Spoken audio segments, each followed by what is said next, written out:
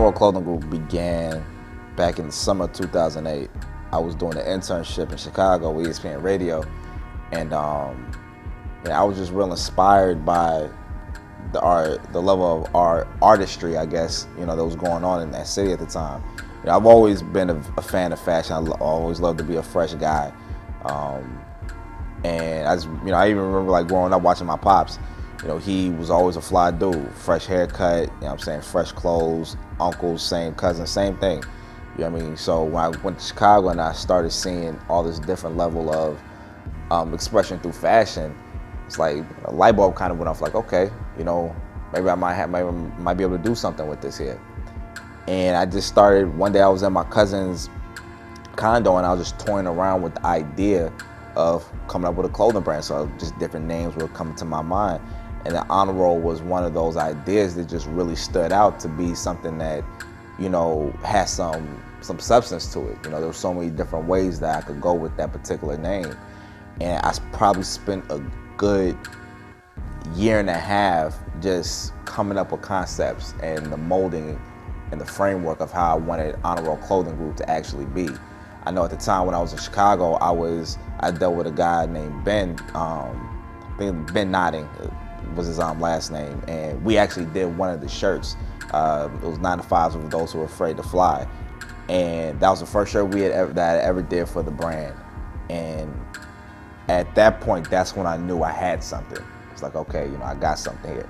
So then when I left, our business relationship was kind of strained because of the distance, and I just spent a lot of time coming up with different creative concepts and really figuring out which lane I wanted to go with Honor Roll Clothing Group.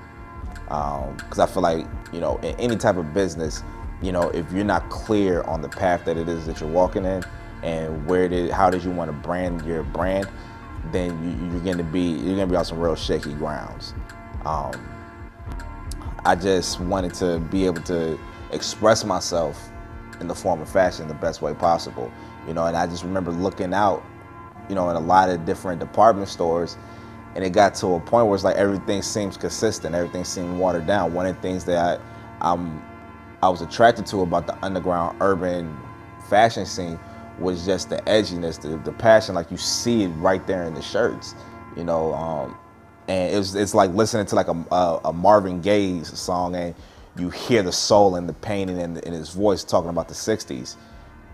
That's what it was that I wanted to bring to the table. I wanted to be a part of that moment of time where, fashion was looked at more as pieces of art, and not just something just put on. The fashion should be, and I know for me and a lot of people in my crew, it's a representation of who you are, the principles that you embody, how you carry yourself.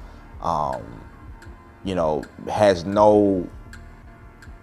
no barrier on race, gender, religion, preference, any of that. It's just who you are and how you operate.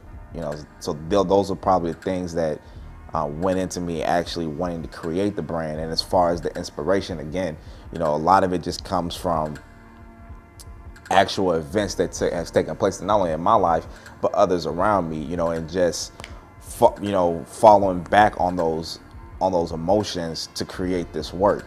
All the shirts, for the most part, well, I take that back, all the shirts has a concept and a storyline that, is associated with it.